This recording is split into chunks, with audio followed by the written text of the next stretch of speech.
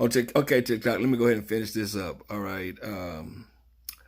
So they approved me for 5,000. Now the amount that I sent the guy that had the house burned down, I sent him 500.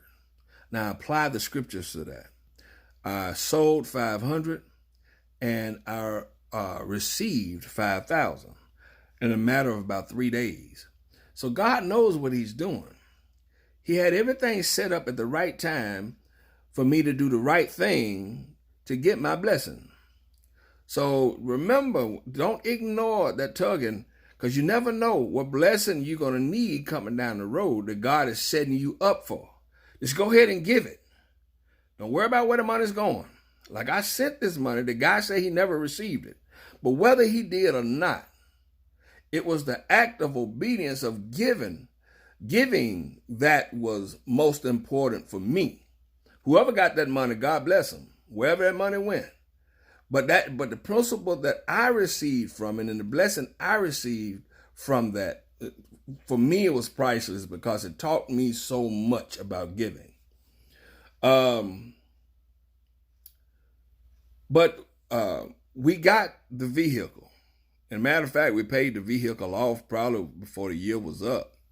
But it taught me so much about giving and how God loves us and He wants to bless us to the point to while we're sleeping, God is setting up our blessings. All we have to do is listen and obey. Listen and obey. God He won't lead you astray.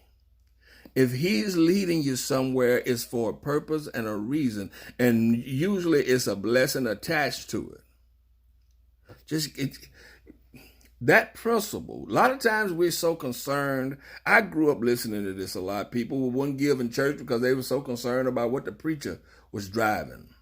That has nothing to do with you. When you giving from your heart. If God tugs your heartstring to tell you to put $100 in the basket and you put $5,